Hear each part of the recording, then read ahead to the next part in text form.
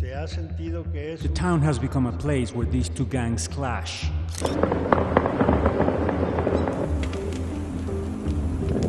I mean, he was the heir apparent to the Sinaloa drug cartel. He was the person who was going to run the cartel. Ven todo este dinero que tengo aquí. Yo no lo gané robando ni siendo narco. Ah, no, siendo narco sí. And right now, Mayo Zambada is worth close to $10 billion. And I'll remind you, that's a lot of money. There's 1,000 million and 1 billion. Have you ever noticed how no drug lord seems to stay on top forever? Think about it. Pablo Escobar, El Chapo, even Al Capone back in the day. They all ended up either dead or behind bars. It's like there's some unwritten rule in the criminal underworld. The higher you climb, the harder you fall. So what's the deal? Is it the constant pressure from law enforcement? The backstabbing from rivals? Or maybe it's just the toll that living such a high-stress, paranoid life takes on a person. Whatever it is, one thing's for sure, being a drug lord isn't exactly a career with great job security. And that brings us to our man of the hour, Ismael El Mayo Zambada. He's been at the top of the game for over 50 years, without ever seeing the inside of a jail cell. Not only that, but he's the last remaining fugitive on the list of Mexico's most wanted drug lords. Pretty impressive, right? But here's the million-dollar question. How much longer can he keep it up? Well, lately, there have been some signs that El Mayo's criminal career might be over, and it might just happen sooner than we think. We're gonna break down why El Mayo's reign might be coming to an end, who's waiting in the wings to take over, and what it all means for the future of one of the most powerful criminal organizations in the world. So grab you popcorn and get comfortable, because this deep dive is full of twists and turns that you definitely didn't see coming. Let's kick things off by talking about the man himself, El Mayo Zambada. If you're not familiar with him, don't worry, that's kind of the point. Unlike his former partner, El Chapo, who loved the limelight, El Mayo's always been more of a behind-the-scenes kind of guy.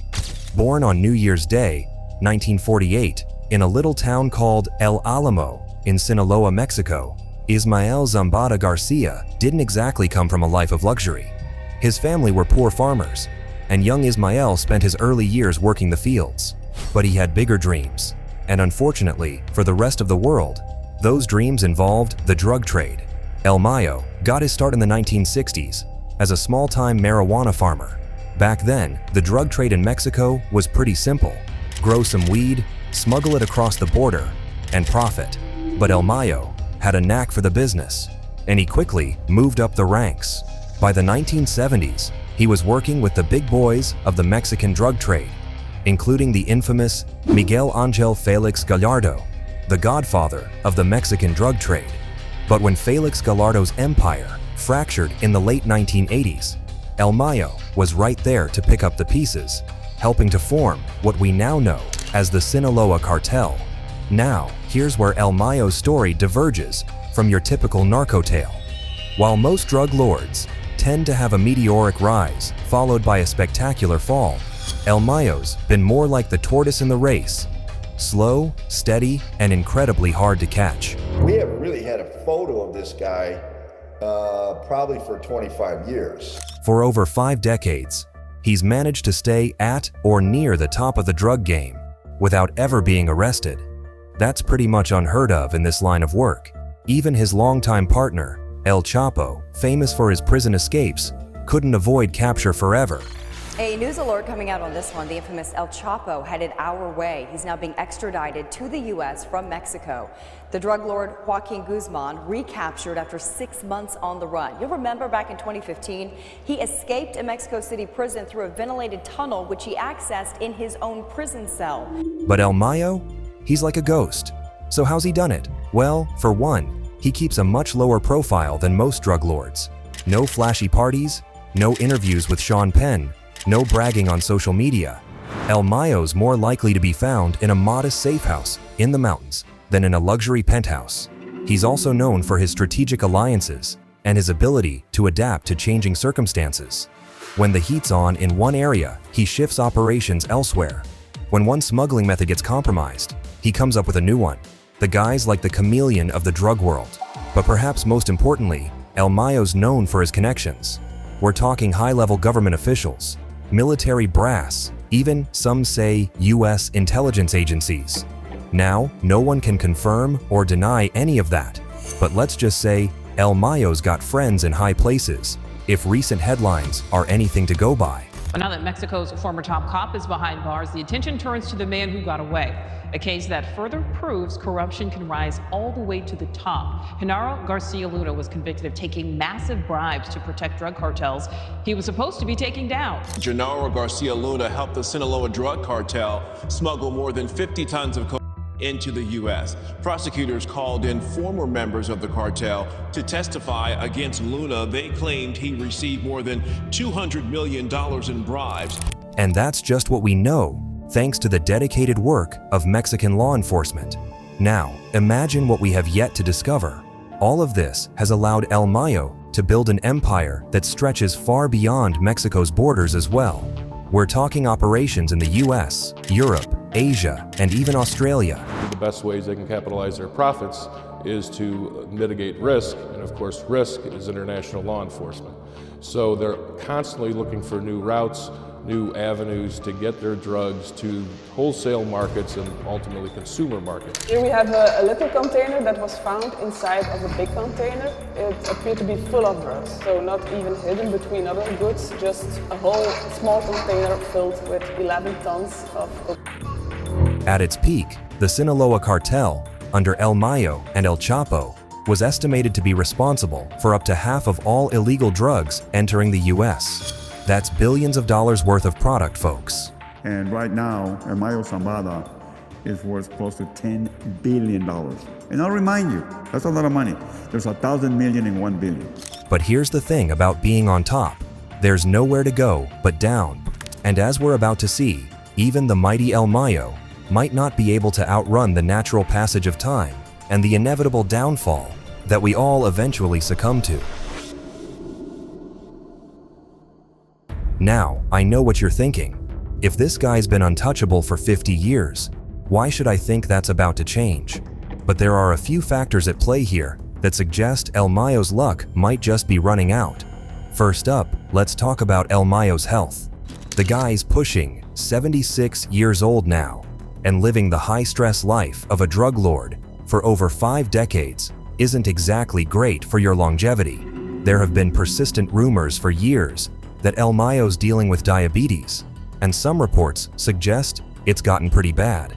In fact, word on the street is that El Mayo's had to step back from his day-to-day operations of the cartel due to his health issues. Now, no one's going to outright confirm this.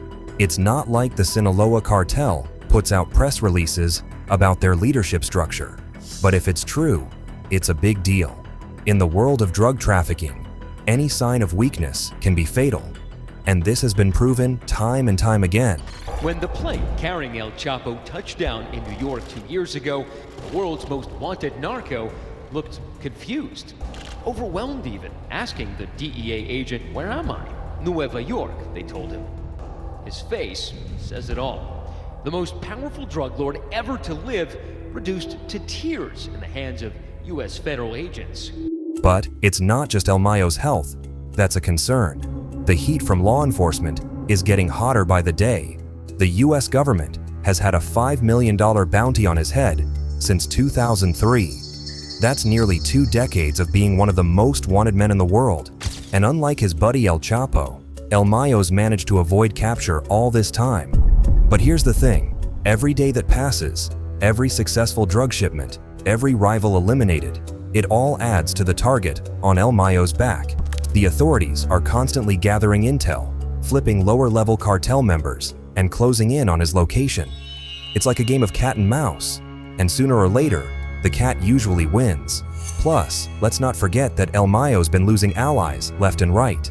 El Chapo's locked up for life in a US Supermax prison. Many of El Mayo's lieutenants, and even some of his own family members, have been arrested over the years. Most notably, his son, Vicente, who is now cooperating with the authorities. In the El Chapo trial, the son of El Chapo's partner provided more shocking testimony during his second day on the stand. Vicente Zambada told the court 99% of the Sinaloa cartel's weapons came from the U.S. as semi-automatic AK-47s. They were turned into automatic rifles once they crossed the border. This is a person who was arrested in Mexico City. He is then extradited to Chicago, which was the base of operations for the dispersal of drugs in the U.S. from the drug cartel. And he winds up cooperating with the DEA under the protection of the U.S. government. It's really a fantastic tale, but it's true. Yeah. And according to the testimony of this witness, which I think he may be the most powerful witness on the stand in terms of the detail. I mean, he was the heir apparent to the Sinaloa drug cartel. He was the person who was going to run the cartel. Each of these high-profile arrests chip away at the protective bubble around El Mayo, making it that much harder for him to stay hidden. There's also the changing landscape of the drug trade to consider. The days of simple pot smuggling are long gone. Now, it's all about synthetic drugs, like fentanyl, which are easier to produce and more profitable, but also draw a lot more heat from law enforcement. El Mayo's old school, and some folks wonder if he can keep up with these changes. So whether it's his health giving out or the law finally catching up to him, it seems like El Mayo's reign is living on borrowed time. But here's where things get really interesting. What happens to the Sinaloa cartel when El Mayo's gone? Now, normally in a cartel, there'd be a clear line of succession. The boss goes down, his right-hand man steps up. But the Sinaloa cartel isn't your average criminal organization. It's more like a federation of different factions, all loosely working together under the Sinaloa banner. It was a group of Mexican drug traffickers saying, okay, let's share our resources. And with El Mayo gone, those alliances could start to fracture, just as they have many times before. Hay inestabilidad causada por la salida del Chapo Guzmán, la salida de la extradición de uno de los hijos del Chapo Guzmán, más divisiones dentro del cartel de Sinaloa, más competencia por las rutas especialmente del fentanilo. Let's break down some of the key players who might make a move for power. First up, we've got the Los Chapitos. That's El Chapo's sons. These guys have been increasingly active in the cartel since their dad got locked up. The Chapitos faction of the Sinaloa cartel are very powerful. They run the dominant power in Culiacan. They're young, ambitious, and they've got the family name. But they're also pretty volatile. They've been known to start fights with other factions, and even with government forces. Remember that time in 2019 when they basically took over the city of Culiacan to force the release of one of their brothers? These guys don't mess around. El Chapo was put away for life in a U.S. prison, and his son Ovidio held some of his dad's power and wealth, along with 3 of his brothers. Tonight, Mexican neighborhoods littered with bullet casings as dozens are dead in the wake of Ovidio's arrest. Violence paralyzed the streets of a Mexican city yesterday as security forces traded gunfire with heavily armed members of a drug cartel. The son of the notorious drug kingpin El Chapo was taken into custody, then let go. Tenemos 7 elementos de la policía estatal lesionados. The main players among Los Chapitos are Ivan Archivaldo, Jesus Alfredo, and Ovidio Guzman Lopez, nicknamed El Raton, meaning the mouse. These guys have been trying to assert control over the Sinaloa cartel's operations, particularly in their home state of Sinaloa. They've got a reputation for being more aggressive and showy than the old guard, which has caused some tension within the organization. Well, Mexican drug cartels are not shy about making their presence known along the southern border to the point where they are turning everyday border towns into all-out war zones. With demand for smugglers on the rise, the crimes in some of these towns are turning outrageously violent. The town has become a place where these two gangs clash. Huajucar is just one of many towns that have fallen victim. Other towns have fared worse. Then there's El Mayito Flaco, Zambada, one of El Mayo's sons. He's been groomed for leadership and has a lot of respect within the organization. but he's also got a target on his back from law enforcement. The US has charges waiting for him, so stepping into a more prominent role could be risky. But why don't examine the old guard too? Guys like Damaso, El Licenciado, Lopez Nunez, who used to be El Chapo's right-hand man. He's currently in prison, but he's got a lot of connections and could try to exert influence from behind bars. There's also Fausto Isidro Meza Flores, aka Chapo Isidro, who leads a faction allied with the Sinaloa cartel. He's been gaining power and could make a play for leadership if El Mayo falls. So what does all this mean for the future of the Sinaloa cartel? Well, there are a few possible scenarios. 1. Los Chapitos could make a big push to take over the whole operation. They've got the name recognition, and they're not afraid to use violence to get what they want, after all. But they might just face resistance from El Mayo's loyalists, who see them as too reckless. 2. El Mayo's faction could try to keep things running smoothly under new leadership, maybe with El Mayito Flaco at the helm. But without El Mayo's decades of experience and connections, they might struggle to even hold everything together. 3. And this is the scenario that keeps law enforcement up at night. The whole thing could splinter into smaller factions. Imagine half a dozen mini cartels, all with Sinaloa's resources and connections. But now, they're fighting each other for territory and routes. That could lead to a massive uptick in violence. And it's all happened before too. When did things start getting ugly, I ask? When the war between the cartels began. A lot has happened. They killed my son and my father. And before that, I lost a brother. He was 14, 15, and then the other brother. Or 4. Some outside force could try to move in. Maybe the Jalisco New Generation Cartel sees this as their chance to take over Sinaloa's territory. They've been growing in power, and they're not afraid of a fight. CJNG are now recognized as such a threat to US national security that there have even been moves to officially designate them a terrorist organization. The CJNG, led by Nemesio Oseguera Cervantes, aka El Mencho, has been aggressively expanding its territory and could see El Mayo's fall as an opportunity to move in on Sinaloa's turf. And let's just say that the CJNG are just as ruthless as the Sinaloa cartel, if not more. It's a 40mm grenade launcher. This is modern warfare. We use war technologies. We use drones. Here, everybody is adequately trained to use them to the maximum so that they can hear the thunder. ¿Un dron o qué? ¿Dónde está el dron? Can you imagine the magnitude of a showdown between these guys? Whatever happens, one thing's for sure, the fall of El Mayo is surely going to send shockwaves through the entire drug trafficking world. We're talking about a guy who's outlasted presidents, evaded capture for decades, and built one of the most powerful criminal organizations in history. When he goes down, whether it's from old age or handcuffs, it's going to be the end of an era. Here's the thing, and this is important to remember, none of this is glamorous. Sure, from the outside, the life of a drug lord might seem exciting. All that money, all that power, but the reality is much darker. Ven todo este dinero que tengo aquí. Yo no lo gané robando ni siendo narco. No, siendo narco sí. We're talking about a business built on addiction, violence, and human suffering. For every narco living it up in a mansion, there are thousands of people whose lives have been destroyed by the drug trade. It took the pain away completely.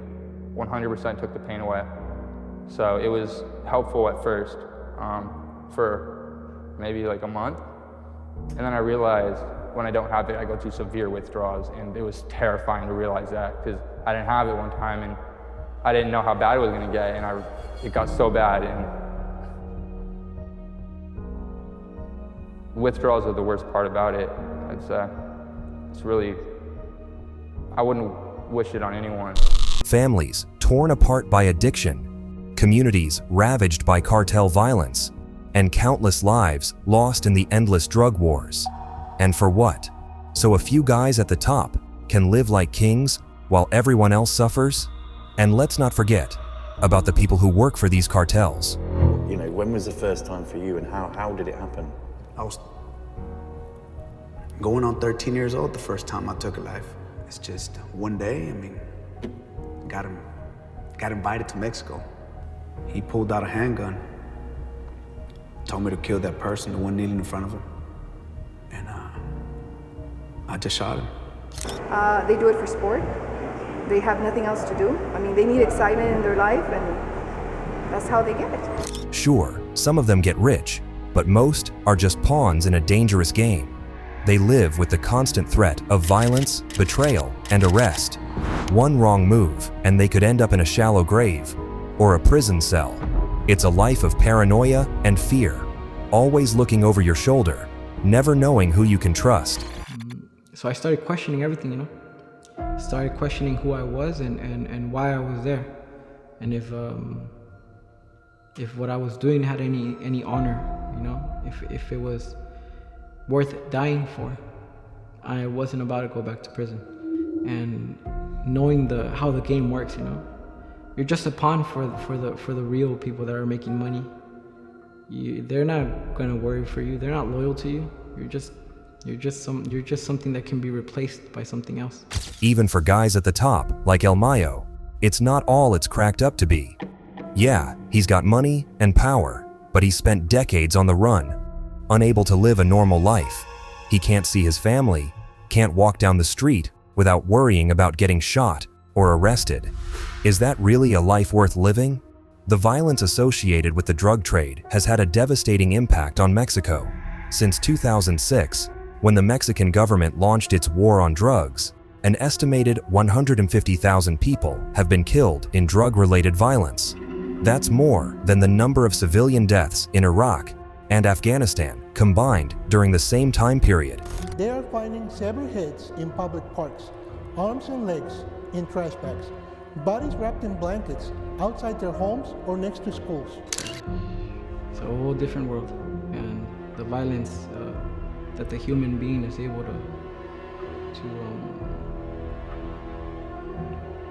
to do is really unthinkable, you know?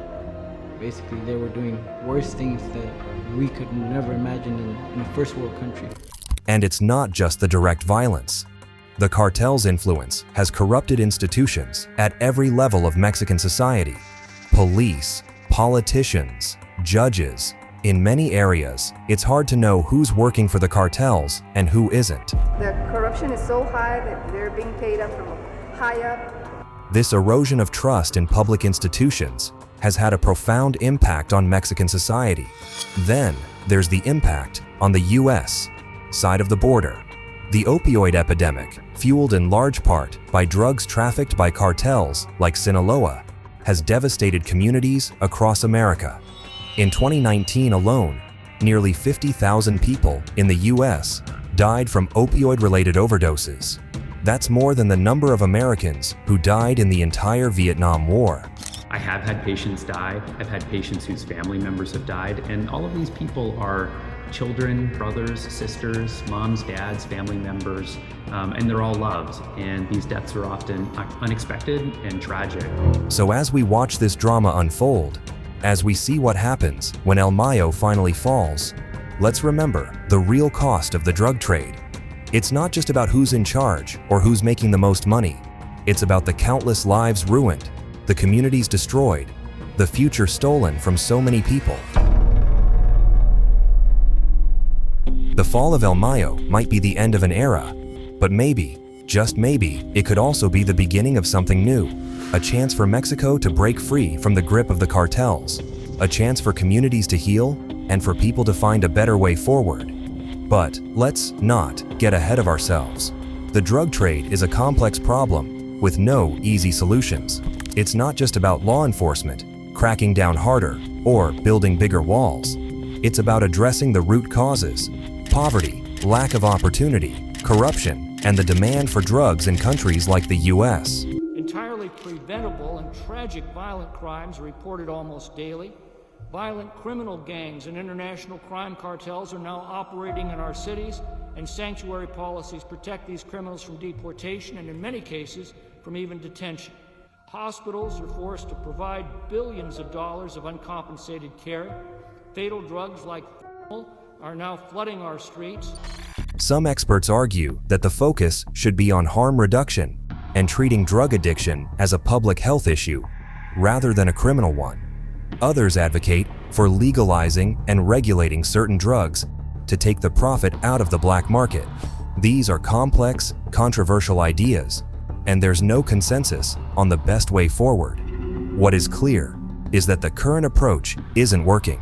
Despite decades of the war on drugs and billions of dollars spent, the flow of illegal drugs continues, and cartels like Sinaloa remain powerful. Something needs to change. In Mexico, there's hope that the fall of old-school narcos, like El Mayo, could lead to a new generation of leadership that's more focused on reducing violence and corruption. But that's far from guaranteed. The new generation, like Los Chapitos, has shown they can be just as violent, if not more so, than their predecessors. On the US side, there's growing recognition that domestic demand for drugs is a big part of the problem. As long as there's a market for illegal drugs in the US, someone will step up to supply them. Addressing this demand through education, prevention, and treatment programs could be key to reducing the power of cartels in the long run. There's also the question of what role technology will play in the future of drug trafficking. Cryptocurrencies, drones, encrypted communication apps. These technologies are already being used by cartels and could make it even harder for law enforcement to keep up. So, what's the bottom line? The potential fall of El Mayo Zambada is a big deal, no doubt about it. It could reshape the landscape of drug trafficking in North America. But it's not going to solve the problem overnight. It's going to take sustained effort, innovative thinking, and international cooperation to really make a dent in the drug trade. As we wrap up, I want to remind everyone that while these stories might seem exciting or even glamorous, the reality of the drug trade is anything but. It's a world of violence, addiction, and suffering. So let's not romanticize it, okay? Instead, let's think about how we can build a world where cartels like Sinaloa don't have so much power, where communities aren't torn apart by drugs and violence. The fall of El Mayo might be just another chapter in the ongoing saga of the drug war, but it's also an opportunity for us to reflect on how we got here and where we go from here. Think about it. El Mayo's been in this game for over half a century. That's longer than many of you watching have been alive. In that time, we've seen countless drug lords come and go. We've seen billions of dollars spent on enforcement. We've seen laws change, borders tighten, and penalties get harsher. And yet, here we are, still talking about the power of cartels like Sinaloa. So maybe it's time we start thinking outside the box. Maybe instead of just playing whack-a-mole with drug lords, we need to look at the bigger picture. Why do people turn to drugs in the first place? How can we create opportunities that make the drug trade less appealing? How can we help those struggling with addiction instead of just locking them up? These are tough questions, and no one really has all the answers. But this much is clear. As long as there's demand for drugs, someone's going to step up to supply them. Whether it's El Mayo, Los Chapitos, or some new player we haven't even heard of yet. Maybe that means supporting programs in your community that help people struggling with addiction. Maybe it means voting for policies that prioritize treatment over punishment. Or maybe it just means having honest conversations about drugs and addiction, breaking down the stigma that keeps so many people from getting help. Whatever it is, we all have a role to play, because at the end of the day, the fall of El Mayo isn't going to solve this problem on its own. It's going to take a whole lot more than that. As we sign off, I want to leave you with this thought. Every empire falls eventually. The Romans, the Aztecs, and yes, even the drug empires of today. El Mayo's time might be coming to an end, but the real question is, what are we going to build in its place? Feel free to share your thoughts down in the comments. If you found this video informative, go ahead and hit that like button. And if you want to stay up to date on all things cartel related, subscribe to the channel. We've got plenty more stories to tell, always with an eye towards the truth and the real human cost behind these headlines. Until next time, stay safe.